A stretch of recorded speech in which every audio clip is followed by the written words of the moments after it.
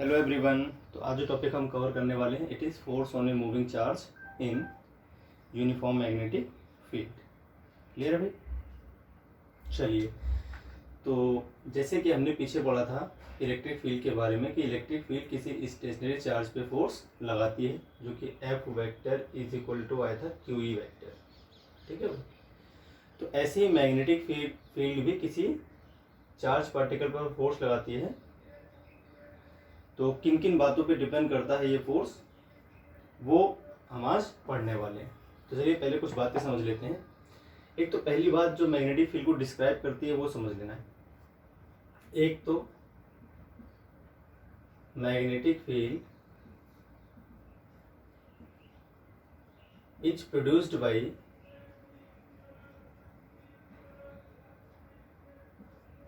A moving charge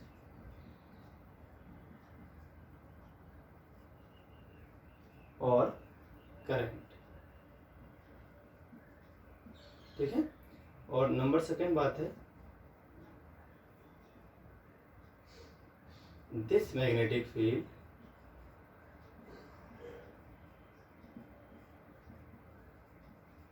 exerts force on other moving charges or current present in that field। ठीक है? एक तो magnetic field जो produce होती है किसी मूविंग चार्ज या करंट से, और ये मैग्नेटिक फील्ड किसी दूसरे मूविंग चार्ज जो उस फील्ड में मूव कर रहा है ना, उस पर वो फोर्स लगाना शुरू कर देती है। अभी कितना फोर्स लगाती है वो समझ लेते हैं। ठीक है भाई? तो आइए चलिए फोर्स की बात कर लेते हैं। तो यूनिफॉर्म फील्ड मान लीजिए पहले आपके पास एक यूनिफॉर्म फील्ड है वेक्टर बी। एक्सपेरिमेंट किए गए तो पाया गया, क्या बातें पाई गई वो समझ लेते हैं पहले। ठीक है? By experiment it is found that ये जो फॉर्मूला है ये एक्सपेरिमेंटल है, ये कोई डेरिवेशन नहीं है, तो आपको ध्यान रखना है। पहली बात, जो फोर्स है F is directly proportional to magnitude of magnetic field. ठीक है? Force is directly proportional to the magnitude of magnetic field. Number second बात आती है force is directly proportional to the velocity of charge particle. और जो तीसरी बात आती है force is directly proportional to the magnitude of charge.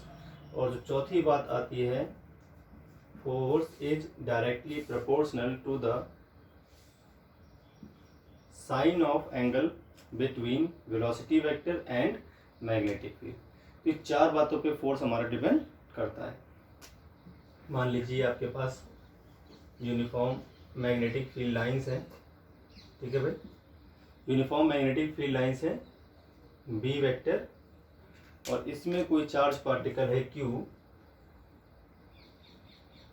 ठीक है? और ये v वेलोसिटी से मूव कर रहा है। ठीक? अब अगर हम देखें तो मैग्नेटिक फील्ड से जो इसका एंगल बन रहा है वो हम मान लेते हैं थीटा। तो ये चार बातें आपको मिलेंगी जब आप एक्सपेरिमेंट करोगे।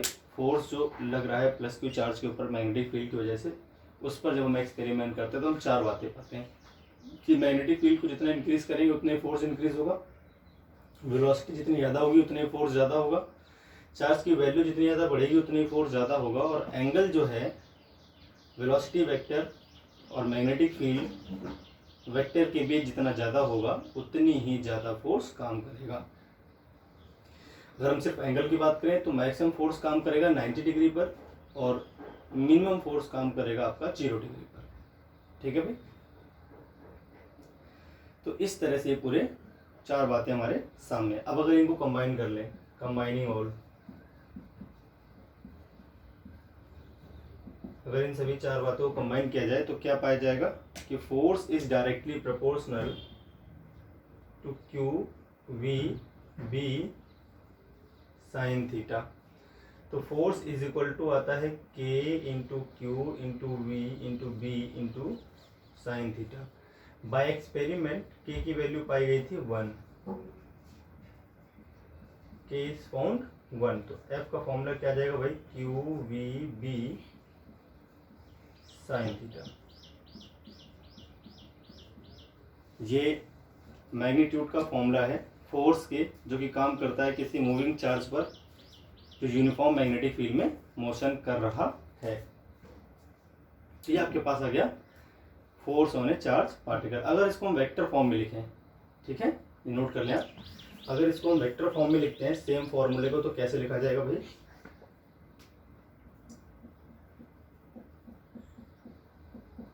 इन वेक्टर फॉर्म। तो वेक्टर फॉर्म में फॉर्मूला हो जाएगा F vector is equal to, Q तो स्केलर है, V vector cross B vector. ठीक है, तो वेक्टर फॉर्म में आ गया। वी क्रॉस बी का जब मॉड निकालते हैं तो वी बी साइन थीटा रहता है, तो एफ का मॉड आ जाएगा वो Q B sine theta. Clear. अब यहाँ से साफ चल रहा है पता, जो फोर्स होगा वो वेलोसिटी और मैग्नेटिक फील्ड जिस प्लेन में होंगे उस प्लेन के परपेंडिकुलर होगा। यानी फोर्स जो होता है वो वेलोसिटी के भी परपेंडिकुलर होता है और मैग्नेटिक फील्ड के भी परपेंडिकुलर होता है। हम जानते हैं दो वेक्टर्स का जब हम क्रॉस करते हैं तो जो उसका आंसर आता है तीसरा वेक्टर, वो तीसरा वेक्टर उन दोनों वेक्टर्स के परपेंडिकुलर होता है। मतलब जिस प्लेन में वी और बी पाए जाएंगे उस प्लेन के ही परपेंडिकुलर होगा F vector. Hence F vector is perpendicular to both v vector and b vector। ठीक है, तो जिस प्लेन में दोनों पाए जाएंगे उस प्लेन के ही परपेंडिकुलर आप बोल सकते हो। तो भाई ये बात हमारे सामने आ गई। तो फोर्स की वैल्यू निकाल दी हमने, फोर्स का वेक्टर फॉर्म भी कर लिया। फोर्स की डायरेक्शन को पता करें तो बहुत इजीली पता कर सकते हैं। दो वेक्टर्स के क्रॉस प्रोडक्ट की जो डायरेक्शन आती है उसको हम राइट हैंड रूल से पता करते हैं।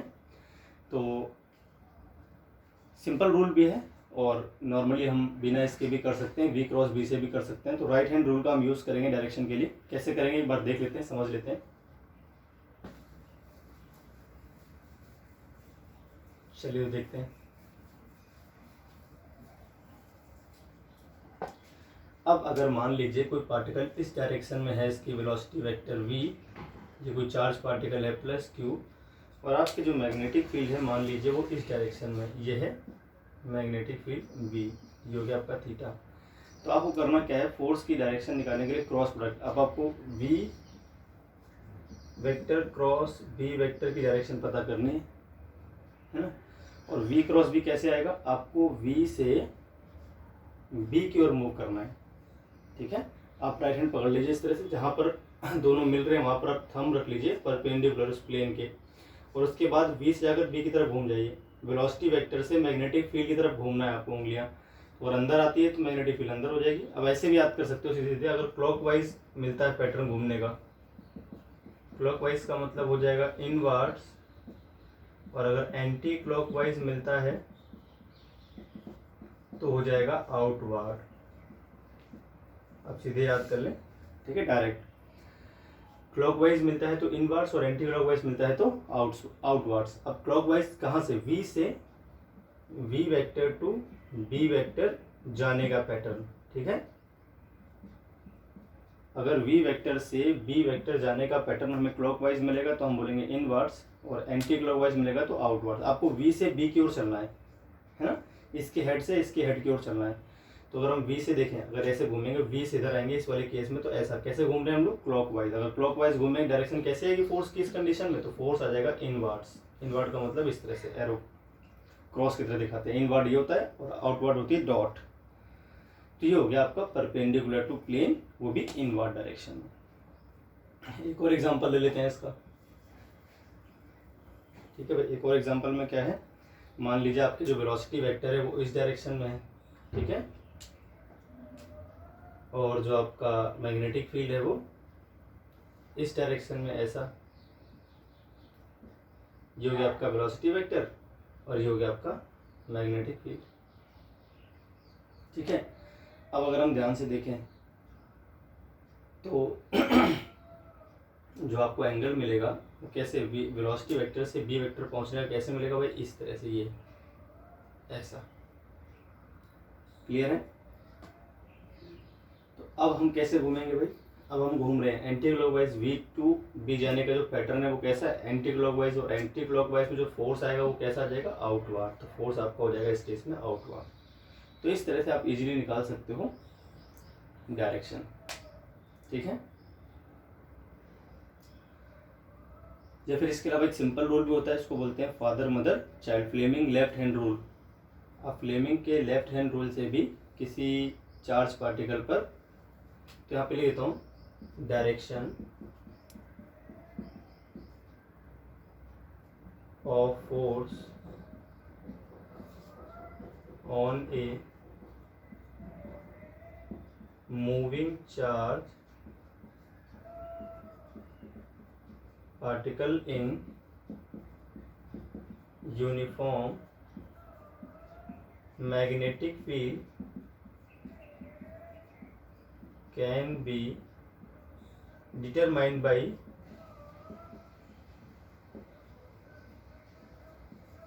right hand rule or Fleming's left hand rule। Fleming's left hand rule. तो फ्लेमिंग का लेफ्ट हैंड रूल भी एक बार समझ लेते हैं। उसमें क्या होता है, आपको लेफ्ट हैंड करना है इस तरह से, ठीक है, इस तरह से, लाइक दिस। ये तीनों उंगलियां एक दूसरे के perpendicular, first finger, middle finger और थंब, तीनों को एक दूसरे के परपेंडिकुलर रख देना आपको इस तरह से। ठीक है, ऐसा कई बच्चे ऐसे कर लेते हैं, ऐसे नहीं करना। ये उंगली सीधी रहेगी ऐसी, इस तरह से, जैसे हम बंदूक चलाते हैं, और ये ट्रिगर दबाना है इस तरह से। ठीक है, इस तरह से कर लेनी उंगली। अब एफ का ये है फादर, ये है मदर और ये है चाइल्ड। थंब को बोलते हैं फादर, ये मदर, और ये मिडिल फिंगर हो गई चाइल्ड। फादर का मतलब फोर्स, मदर का मतलब मैग्नेटिक फील्ड, और चाइल्ड का मतलब हो गया करंट। तो फादर मदर चाइल्ड इस तरह से हो जाएगा। ठीक है, अब आपको करना क्या है, जिस डायरेक्शन में मैग्नेटिक फील्ड है उस डायरेक्शन में आप ये फर्स्ट फिंगर कर दो, जिस डायरेक्शन में करंट है उस डायरेक्शन में मिडिल फिंगर कर दो, तो थंब आपका बता देगा मैग्नेटिक फील्ड। ठीक है भाई, तो इस तरह से भी हम निकाल सकते हैं। ज़्यादा बढ़िया राइट हैंड रूल का ही यूज़ करो, क्योंकि हमेशा परपेंडिकुलर नहीं होती वेलोसिटी वेक्टर और मैग्नेटिक फील्ड। जब वेलोसिटी वेक्टर और मैग्नेटिक फील्ड परपेंडिकुलर होंगे तो आपका इजीली ये रूल काम कर जाएगा। तो फ्लेमिंग के लेफ्ट हैंड रूल में बता देता हूँ मैं आपको एक बार आपकी जानकारी के लिए। फ्लेमिंग्स लेफ्ट हैंड रूल में जो फर्स्ट फिंगर है आपकी, ये इंडिकेट करती है मैग्नेटिक फील्ड को, जो मिडिल फिंगर है ये इंडिकेट करती है करंट को, या फिर direction of motion of positive charge. और जो थंब है it will indicate the direction of force। ठीक है, अगर ये दोनों फिंगर्स इस तरह से बताती हैं चीज़ों को, तो थंब बता देगा आपका फोर्स। ये, और तीनों को आपको रखना है हमेशा परपेंडिकुलर। तो अगर एग्जांपल के तौर पे हम देखें कोई एग्जांपल, ये मान लीजिए वेलोसिटी वेक्टर आपका इस तरह से, ये वेलोसिटी वेक्टर है। ठीक है भाई, और ये आपकी मैग्नेटिक फील्ड है बी वेक्टर। तो फोर्स के देखिए मैग्नेटिक फील्ड कैसे बताई थी मैंने, इस तरह से। वेलोसिटी वेक्टर का मतलब कि पॉजिटिव चार्ज है, मान लीजिए प्लस क्यू है, ध्यान रखना है प्लस क्यू है माइनस क्यू, ये भी देखना पड़ेगा इसमें। ठीक है, तो अगर प्लस क्यू है तो मैंने कहा था जो मोशन ऑफ चार्ज है वो मिडिल फिंगर, तो motion of charge middle finger, magnetic field आ गई आपकी फर्स्ट फिंगर। तो थंब क्या बता रहा है, इनवर्ड। ठीक है, थंब क्या बता रहे हैं, मैग्नेटिक फील्ड को इस तरह से। देखिए ये फर्स्ट फिंगर हो गई मैग्नेटिक फील्ड, मिडिल फिंगर हो गई मोशन ऑफ चार्ज पॉजिटिव, तो थंब क्या बता देगा, मैग्नेटिक फोर्स, मैग्नेटिक फोर्स।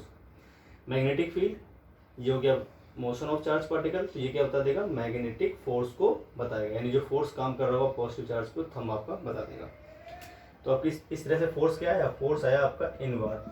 अब अगर इसको हम राइट हैंड रूल से देखें तो भी आएगा इनवर्ड, क्यों, हमने कहा था V से B, अगर हम V से B पहुंचते हैं तो हमें कैसे घूमना पड़ रहा है, क्लॉकवाइज, तो राइट हैंड रूल से भी कैसा आएगा, फोर्स इनवर्ड ही आएगा। तो आप किससे भी कर लो, चाहे राइट हैंड रूल से कर लो, चाहे फ्लेमिंग के लेफ्ट हैंड रूल से आप कर लो। तो ये थी किसी मूविंग चार्ज पार्टिकल पर फोर्स कितना काम करेगा और किस डायरेक्शन में काम करेगा, ये बात, ठीक है भाई। अब हम बात कर लेते हैं कि इसका जो मोशन होता है मैग्नेटिक फील्ड में कैसा होता है, ठीक है।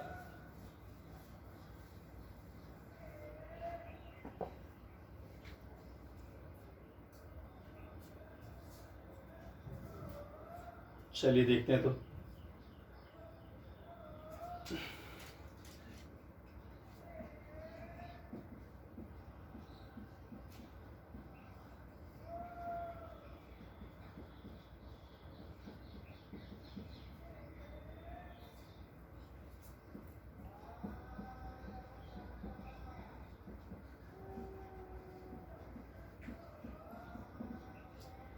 तो motion of A charge particle in uniform magnetic field, चलिए बहुत अच्छी बात है।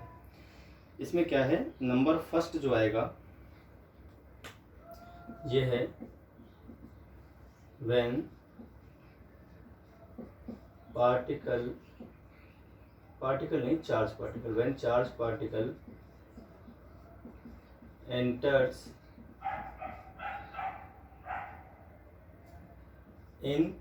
enters in uniform field perpendicular to it,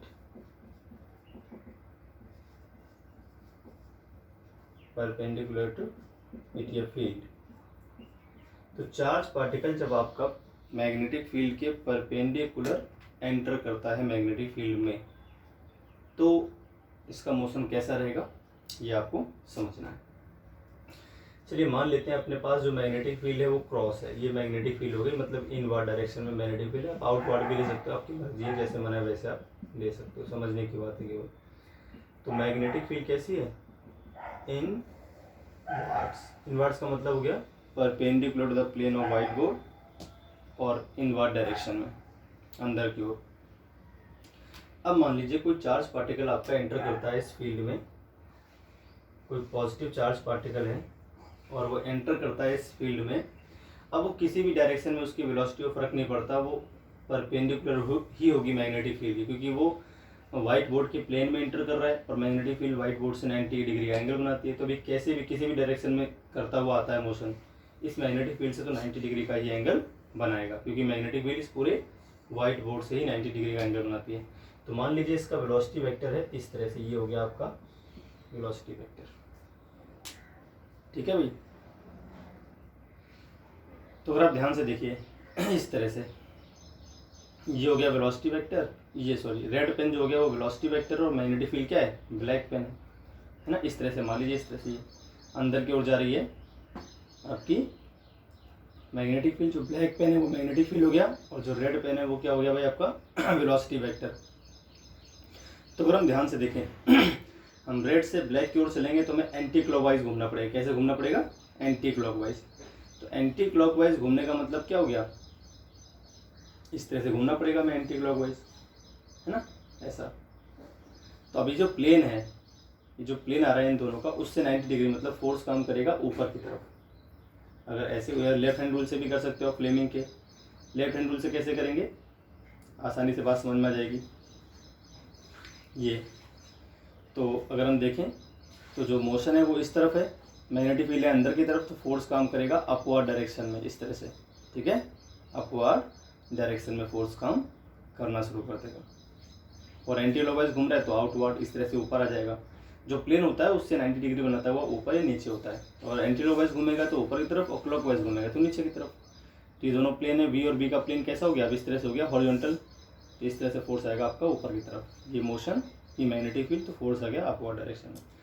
जो फोर्स काम करेगा पार्टिकल पर वो आ जाएगा अपवर्ड डायरेक्शन पर। एक प्रॉब्लम है इसमें कि जो फोर्स है वो हमेशा ही वेलोसिटी वेक्टर और मैग्नेटिक फील्ड से 90 डिग्री का एंगल बनाएगा, है ना।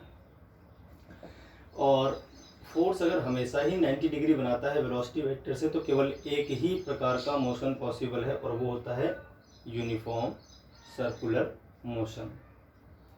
हमने यूनिफॉर्म सर्कुलर मोशन में पढ़ा था फोर्स होता है एक्सीलरेशन, अगर हमेशा ही वेलोसिटी वेक्टर के परपेंडिकुलर, मतलब सेंट्रीपिटल एक्सीलरेशन है वो, तो केवल पार्टिकल को घुमाता है, उसकी स्पीड में कोई चेंज नहीं करता। तो यहाँ पर लिख देंगे ये बात, as F vector is always, ये अपनी डायरेक्शन बदलेगा, उसके बाद फोर्स भी अपनी डायरेक्शन बदल लेता है। फोर्स कोई फिक्स डायरेक्शन में काम नहीं करेगा, जैसे जैसे वेलोसिटी वेक्टर अपने को बदलेगा वैसे ही वैसे फोर्स भी क्या करेगा, अपनी डायरेक्शन को एडजस्ट करना शुरू कर देगा। तो इसका जो मोशन होगा वो कुछ इस तरह से होगा, ऐसा, ठीक है, सर्कुलर पाथ पे इसका मोशन आ जाएगा। तो अभी जो फोर्स काम कर रहा है वो कैसा कर रहा है भाई, ऊपर की तरफ कर रहा है, देखिए ध्यान से, ऐसे कर रहा है फोर्स, ये एफ वेक्टर हो गया। अब पार्टिकल मान लीजिए आपका यहाँ आ गया, घूमते हुए इस जगह आ गया, तो वेलोसिटी वेक्टर ऐसे काम करेगा, तो फोर्स वेक्टर आपका अंदर काम करना शुरू कर देगा। ऐसे चेक करा देता हूँ मैं आपको एक बार, देखिए मैंने कहा था जो आपकी मैग्नेटिक फील्ड है, मतलब ये फर्स्ट फिंगर वो अंदर की तरफ, पार्टिकल ऊपर मोशन कर रहा है, देखिए फोर्स आ गया इस तरफ, कि फोर्स इस तरफ आ गया जो मैंने बना रखा है। फोर्स हमेशा ही क्या है, वेलोसिटी वेक्टर के परपेंडिकुलर है, as force is always perpendicular to velocity vector,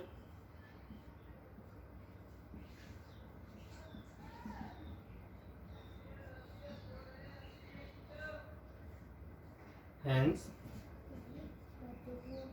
motion of charged particle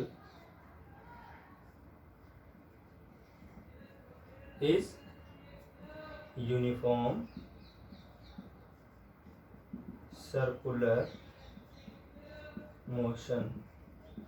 अगर फोर्स या एक्सेलरेशन हमेशा ही वेलोसिटी के परपेंडिकुलर हो तो इस प्रकार के मोशन को हम बोलते हैं यूनिफॉर्म सर्कुलर मोशन। इसमें क्या होती है, वेलोसिटी तो चेंज होती है क्योंकि डायरेक्शन बदल रही है, पर स्पीड में कोई फर्क नहीं आता, स्पीड हमेशा आपकी क्या रहेगी, वही रहेगी।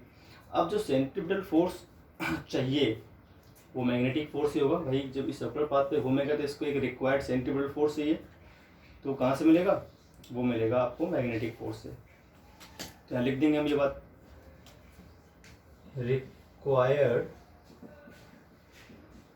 Centripetal force is equal to magnetic force. अब अगर हम मान लेते हैं इसकी घूमते समय स्पीड क्या है भाई, v है, v इसकी स्पीड हो गई, है ना, वैल्यू ऑफ वेलोसिटी, तो v हो गई इसकी स्पीड, और q जो है उसका चार्ज है, मैग्नेटिक फील्ड की value vector v magnetic field है, तो मॉड ऑफ v हो गई उसकी वैल्यू। और जो मैग्नेटिक फील्ड और वेलोसिटी में एंगल बन रहा है वो हमेशा कितने का है, 90 डिग्री का, तो mv² बाई आर, आर क्या है जहाँ पर, रेडियस ऑफ सर्कुलर पाथ जिस पर ये घूमेगा।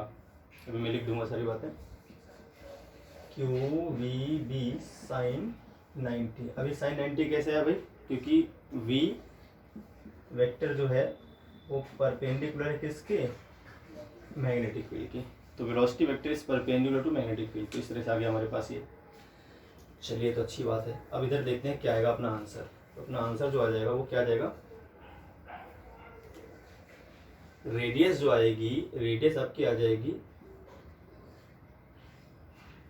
Q mv बाई QB, ठीक है। तो R क्या है, रेडियस ऑफ सर्कुलर पाथ जिस पर ये मोशन करेगा, R is equal to radius of circular path.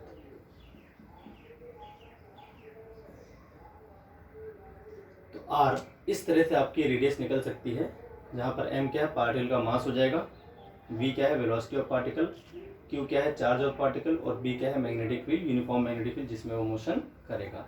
तो अगर कोई चार्ज पार्टिकल किसी यूनिफॉर्म फील्ड में परपेंडिकुलर टू यूनिफॉर्म फील्ड आता है तो जो उसका मोशन है वो हो जाएगा यूनिफॉर्म सर्कुलर मोशन, और जो उसकी रेडियस आएगी वो आ जाएगी एम वी अपॉन में क्यू वी। क्लियर होगी बात? चलिए तो अब बात कर लेते हैं हम किसकी, कि इसका टाइम पीरियड क्या आएगा, इसकी एंगुलर वेलोसिटी क्या आएगी, है ना, ये बातें भी हम पता कर सकते हैं। फ्रीक्वेंसी क्या आएगी, चलिए देखते हैं। तो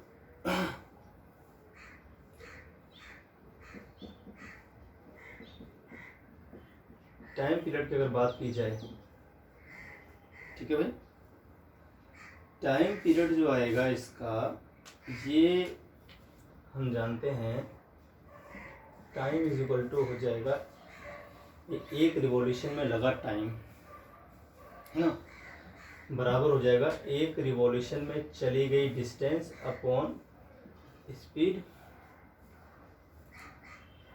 अब आर की वैल्यू पुट कर देते हैं, तो आर की वैल्यू क्या है भाई, M V by Q V upon में वी, तो वी से भी कैंसिल हो जाएगा 2 पाई एम अपॉन में क्यू इंटू वी। अब अगर आप ध्यान से देखो तो एक बात आपको समझ में आएगी कि जो टाइम पीरियड है वो वेलोसिटी से इंडिपेंडेंट है, मतलब पार्टिकल कितनी तेज एंटर करता है उस बात से टाइम पीरियड का कोई लेना देना नहीं है। क्यों, ऐसा क्यों हो रहा होगा, अगर ज़्यादा स्पीड से आएगा तो ज़्यादा बड़े पाथ पे चला जाएगा, मतलब रेडियस भी बड़ी हो जाएगी। अब अगर स्पीड बढ़ती है तो रेडियस भी बढ़ जाती है, उस हिसाब से जैसे आर बढ़ेगा तो वी बढ़ेगा, तो इनका रेशियो क्या रहता है, फिक्स रहता है टी। अब टी में देखिए 2 पाई एम क्यू और वी सब चीज़ें कॉन्स्टेंट है, बी यूनिफॉर्म फील्ड है तो बदलेगी नहीं, क्यू चार्ज बदलेगा नहीं, एम मास बदलेगा नहीं, इसका मतलब टाइम पीरियड क्या है भाई टाइम पीरियड कांस्टेंट है। अब क्यों कांस्टेंट है, अगर कोई पार्टिकल ज़्यादा वेलोसिटी से आता है तो उसकी रेडियस भी बड़ी होती है, इसलिए रेशियो कभी बदलता नहीं है, इसलिए क्या है वेलोसिटी से इंडिपेंडेंट है, रेडियस से क्या है इंडिपेंडेंट। कितनी बड़ी पाथ पे घूमेगा टाइम आपको वही लगना है, ध्यान रखने की बात नोट में लिख लें कि time period of A charge particle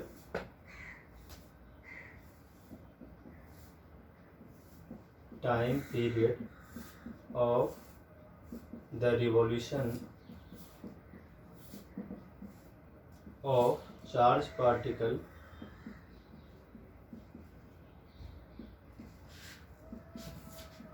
in uniform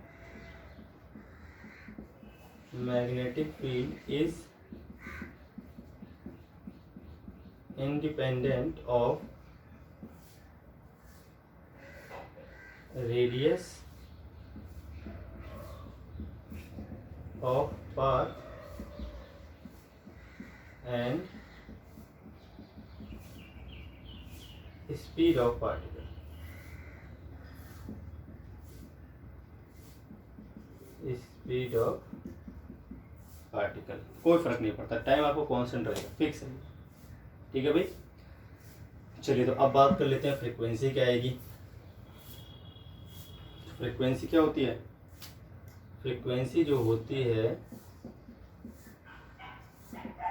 new, ये होता है 1 अपॉन टाइम पीरियड, तो हो जाएगा आपका क्यू बी अपॉन में 2 पाई एम। अगर हम बात करते हैं एंगुलर फ्रीक्वेंसी की या फिर एंगुलर वेलोसिटी की,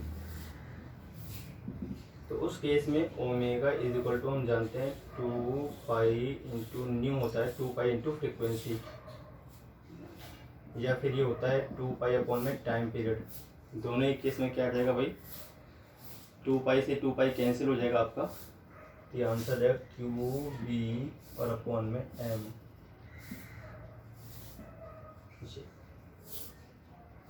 आर ओमेगा से भी निकाल सकते थे आप, या वी बाई आर से भी आप निकाल सकते हो उसको, तो किसी से भी निकालने क्या फ़र्क पड़ता था। एंगुलर फ्रिक्वेंसी आपको चल गई पता है, ये आ गया, ठीक है। काइनेटिक एनर्जी निकालना है तो वो भी निकाल सकते हो, लीनियर मोमेंटम निकालना है तो आप वो भी निकाल सकते हो, ठीक है भाई।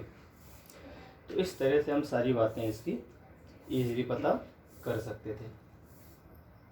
तो ये आ गया आपका केस फर्स्ट, जब कोई चार्ज पार्टिकल एंटर करता है किसी मैग्नेटिक फील्ड में perpendicular to the magnetic field. अब हम बात कर लेते हैं दूसरा case, motion of charge particle. ये भी दूसरा केस जो आएगा उसमें किसी एंगल पर एंटर करेगी, चार्ज पार्टिकल एंटर करेगा मैग्नेटिक फील्ड में।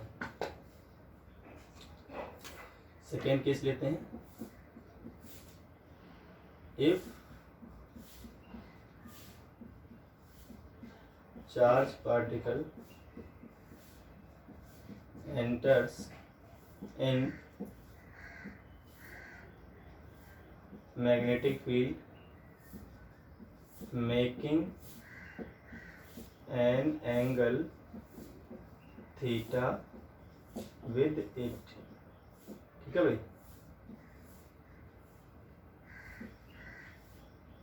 थीटा एंगल बनाते हुए एंटर करते हैं। तो कैसे करेंगे देखें, इसको भी देख लेते हैं।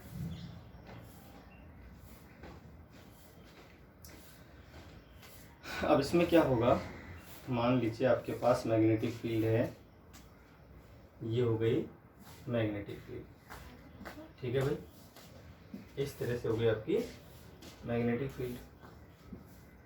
और जो चार्ज पार्टिकल है वो थीटा एंगल बनाते हुए एंटर करता है इसमें, ये प्लस क्यू, ये इसका वेलोसिटी वेक्टर हो गया। क्लियर है भाई।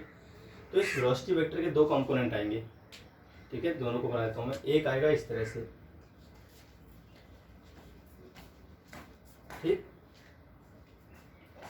V parallel to magnetic field, और एक आएगा आपको कंपोनेंट रेड वाला जो होगा परपेंडिकुलर टू मैग्नेटिक फील्ड, ये दूसरा कंपोनेंट हो गया। तो ये जो कंपोनेंट है ये क्या है, परपेंडिकुलर टू मैग्नेटिक फील्ड है, ये सिंबल हो गया परपेंडिकुलर का। और ये वाला जो कंपोनेंट है वेलोसिटी का, ये पैरेलल किसके है, मैग्नेटिक फील्ड के। तो ग्रीन वाला हो गया parallel to magnetic field, red वाला हो गया परपेंडिकुलर टू मैग्नेटिक फील्ड। अब आपको ध्यान रखनी है एक बात, इस वेलोसिटी के कंपोनेंट जो कि पैरेलल है मैग्नेटिक फील्ड पर, उस वेलोसिटी के कंपोनेंट पे कोई फोर्स काम नहीं करेगा, मतलब वो वेलोसिटी कभी बदलेगी नहीं, क्योंकि जो फोर्स है वो हमेशा उस कंपोनेंट पे काम करता है जो जीरो के अलावा कोई भी एंगल बना रहा हो। अब अगर हम इस वेलोसिटी को देखें, साइन थीटा है, अब इसे दो कंपोनेंट कर लिए हमने, यहाँ पर साइन थीटा क्या हो जाएगा भाई, जो वेलोसिटी वेक्टर है मैग्नेटिक फील्ड से 0 डिग्री का एंगल बनाएगा, तो क्यू वी भी साइन 0, 0 का फोर्स हो जाएगा। तो जो भी कंपोनेंट पैरेलल होता है मैग्नेटिक फील्ड पे, उस पर कोई फोर्स काम नहीं करता। Air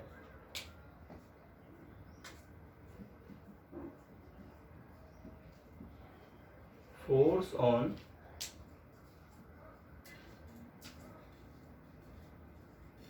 component of velocity parallel to magnetic field, ठीक है। तो Q V B साइन 0, तो कितना आ जाएगा भाई, 0 degree.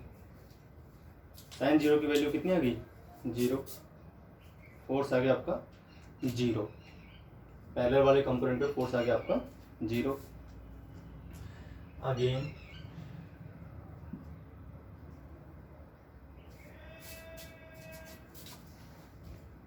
Due to component of velocity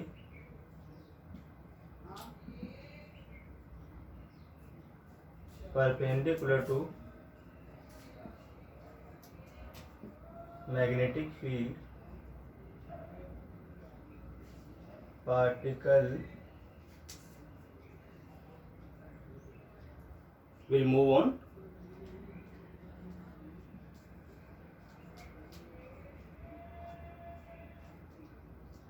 circular path। ये हमने पीछे पढ़ लिया था, अभी हमने पढ़ा था, अगर कोई वेलोसिटी वेक्टर जो है मैग्नेटिक फील्ड से 90 डिग्री का एंगल बनाते हुए आता है, तो वो उस वेलोसिटी वेक्टर की वजह से पार्टिकल सर्कुलर पाथ पे चला जाएगा, है कि नहीं भाई। जो वेलोसिटी वेक्टर है वो किस पे चला जाएगा, सर्कुलर पाथ पे चला जाएगा, बिल्कुल सिंपल है। अब आप ये मान लीजिए जो मैग्नेटिक फील्ड से एंगल बन रहा था वो कितना बन रहा था, थीटा। भाई वेलोसिटी और मैग्नेटिक फील्ड जो एंगल बना रहे थे, थीटा बना रहे थे, तो ये जो कंपोनेंट आएगा आपका, ये वाला जो कंपोनेंट आएगा पहला वाला, ये कितना आ जाएगा भाई, ये आ जाएगा v cos थीटा, अगर वेलोसिटी की वैल्यू v ले ली जाए, और ये कितना आ जाएगा, ये आ जाएगा आपका v sin theta, v perpendicular कितना आ जाएगा, v sin थीटा।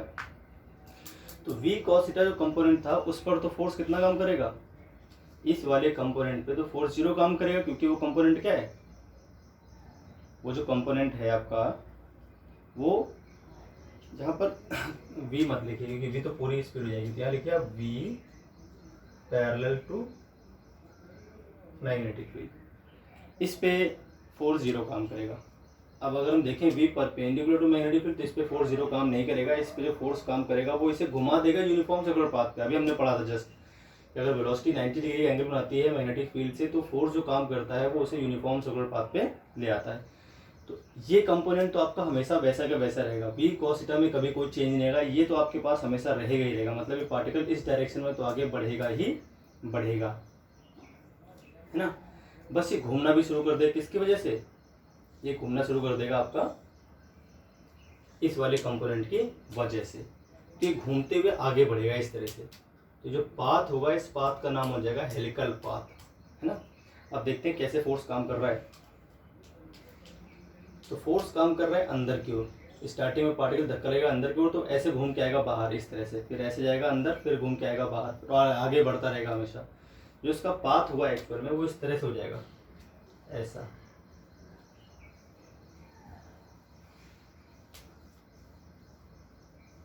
इस तरह से पार्टिकल आगे बढ़ता रहेगा। तो हेलिकल पाथ जो इसकी एक्सिस आएगी वो अलोंग एक्स एक्सिस हो जाएगी हेलिकल पाथ की, और वो घूमते हुए आगे बढ़ना शुरू कर देगा। तो हेलिकल पाथ को ही फॉलो करेगा दोनों मिला के, ठीक है। फिर हम लिख देंगे बात, पार्टिकल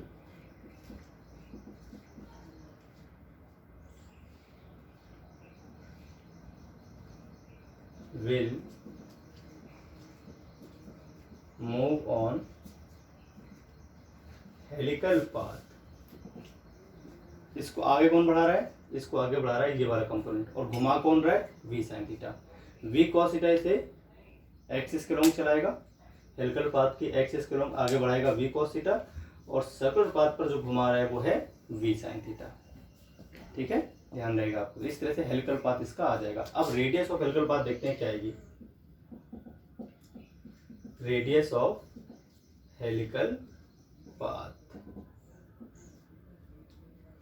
पिछली बार सिर्फ एक कंपोनेंट था तो सर्कुलर पाथ था, अपने जगह पर ही पार्टिकल घूम रहा था। अब v cos थीटा की वजह से वो आगे बढ़ना शुरू कर देगा, और घूमेगा तो सही वो इस वाले कंपोनेंट की वजह से। v sin थीटा घुमाता है और v cos थीटा आगे बढ़ाता है, और v cos थीटा में कभी कोई चेंज नहीं आता, और v sin थीटा में भी कभी कोई चेंज इसलिए नहीं आता क्योंकि वो भी बदलती नहीं है, क्योंकि जो फोर्स काम करता है वो हमेशा कैसा करता है, परपेंडिकुलर टू दिस वेलोसिटी, जिसकी वैल्यू भी कभी चेंज नहीं होगी। तो यूनिफॉर्मली हेलिकल पाथ पे आगे बढ़ता रहेगा। चलिए देखते हैं तो अब क्या आएगा इसका, रेडियस कैसे निकालेंगे भाई। रेडियस के लिए जिस सर्कुलर पाथ पे घूम रहा है उस सर्कुलर पाथ की जो स्पीड है, टेंजेंशियल जो स्पीड है वो कितनी है, v sin थीटा। तो हम सिर्फ एक टर्न की बात करें थोड़ी देर के लिए, जो हेलिकल पाथ का टर्न है उसमें जो टेंजेंशियल स्पीड है वो v sin थीटा है, और जो फोर्स काम करेगा सेंट्रीपिटल रिक्वायर्ड, जो सेंट्रीपिटल फोर्स काम कर रहा है अपने पास रिक्वायर्ड, वो कितना है, वो है आपका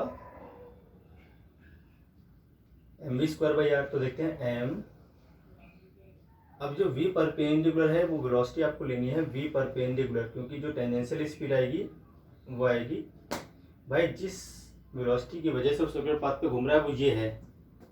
तो v perpendicular to magnetic field वाले कंपोनेंट आपको लेना है सिर्फ,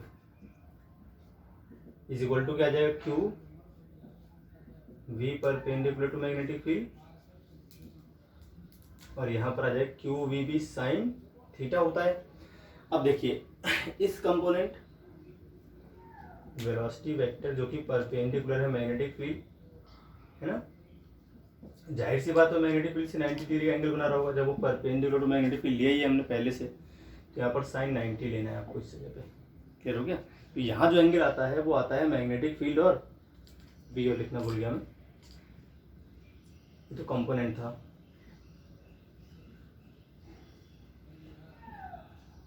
मैग्नेटिक फील्ड हो रहेगा क्यू वेलोसिटी का वो कंपोनेंट जो मैग्नेटिक फील्ड के परपेंडिकुलर, मैग्नेटिक फील्ड की वैल्यू और उनके बीच, इन दोनों के बीच का एंगल। तो जब लिखा ही हुआ है साहब परपेंडिकुलर टू मैग्नेटिक फील्ड या वेलोसिटी वेक्टर, तो sin 90 लेना है आपको, सीधी सी बात है।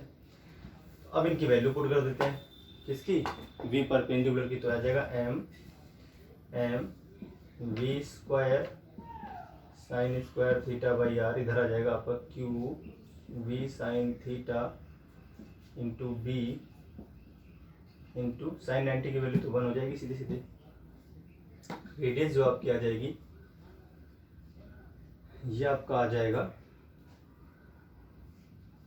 M V sine theta upon में आ जाएगा क्यू इंटू बी, तो ये आपका आ गया radius, M V sine theta upon में क्यू इंटू बी। पिछली बार रेडियस क्या आई थी, एम वी अपॉन में क्यू, इस बार क्या आ रही है, M V sine theta upon में क्यू इंटू बी आपकी रेडियस आ जाएगी। इस तरह से आपका ये आंसर आ जाएगा, हेलिकल पाथ रहेगा और रेडियस आपकी आ जाएगी। अब अगर हम देखते हैं कि इसकी पिच क्या आएगी, तो पिच क्या होती है पहले वो समझते हैं। Pitch of helical path, pitch होती क्या है, distance covered along axis of helix in one revolution, एक रिवॉल्यूशन में कितना आगे बढ़ जाएगा, है ना। अब इस तरह से मान लीजिए इस तरह से इसका रिवॉल्यूशन हो रहा है, तो ऐसे आगे भी तो बढ़ रहा है, इस तरह से ना आगे भी बढ़ता जाता है। तो एक रिवॉल्यूशन में टाइम लगता है, उसको बोलते हैं टाइम पीरियड। तो एक टाइम पीरियड में कितना आगे बढ़ता है वो एक्सिस के लॉन्ग, उसको बोलते हैं हम पिच। तो चलिए इसको मान लेते हैं एक्स, पिच को मान लेते हैं भाई एक्स, एक्स के लॉन्ग वो आगे बढ़ रहा था। मान लीजिए आपका ये पाथ है इस तरह से हेलिक्स, ये आपका पाथ है, मान लीजिए ये इसकी एक्सिस है, किसके लॉन्ग है, एक्स के लॉन्ग। जो डिस्टेंस कवर करेगा वो एक्स ही मान लेते हैं। तो x इज इक्वल टू क्या जाएगा भाई, जो इस डायरेक्शन में कंपोनेंट है वो है आपका v cos थीटा, जो vx है वो क्या है, v cos थीटा, x इसके लॉन्ग जो कंपोनेंट है। तो वेलोसिटी आ गई आपकी v cos थीटा, मल्टीप्लाई क्या आ जाएगा, टाइम पीरियड, है ना। अब टाइम पीरियड कैसे निकालेंगे वो हम पीछे निकाल चुके हैं बहुत इजीली।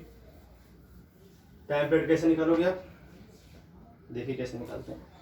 तो आपका जो x आएगा यहाँ पर, x इज इक्वल टू हो जाएगा v cos theta multiply, time period क्या होता है भाई 2 पाई r पर अपॉन में जो स्पीड थी भाई टर्न के लिए टेंजेंशियल स्पीड थी आपकी वो थी v साइन थीटा, आपको याद रखनी है, और रेडियस क्या थी r। तो एक रिवॉल्यूशन में टाइम लगता है वो ये हो जाएगा आपका। तो x इज इक्वल टू क्या आ जाएगा आपके पास,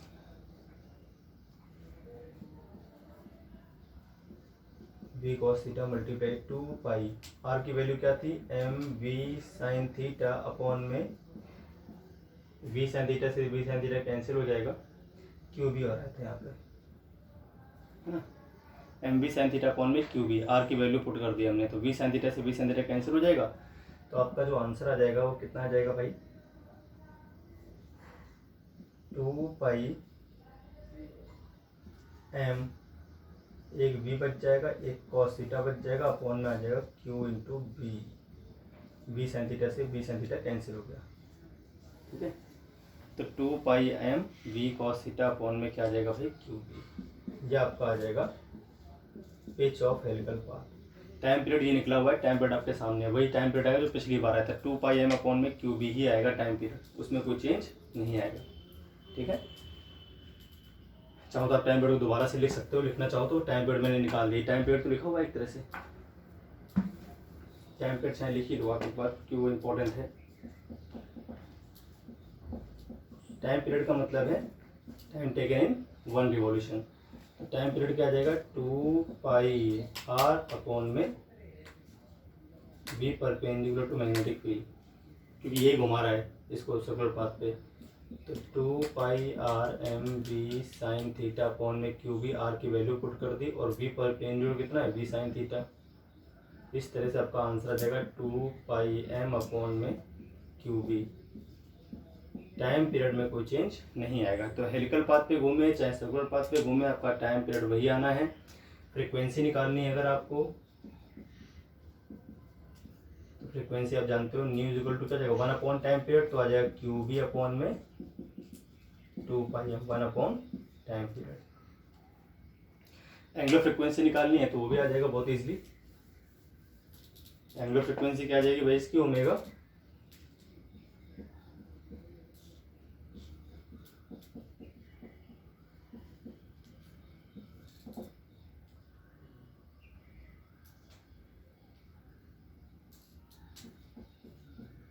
एंगुलर फ्रीक्वेंसी आ जाएगी v perpendicular to magnetic field upon में रेडियस, यही बराबर आएगा 2π/t, यही बराबर आएगा 2π इंटू न्यू, और यही बराबर आ जाएगा आपका क्यू बी अपॉन में m। ये हो गया आपका फाइनल आंसर। तो इस तरह से हमने आज पढ़ा force on moving charge particle in uniform magnetic field और उसका मोशन यूनिफॉर्म मैग्नेटिक फील्ड में कैसा होता है। तो आज के लिए इतना ही, फिर नेक्स्ट वीडियो लेक्चर में मिलेंगे नेक्स्ट टॉपिक के साथ।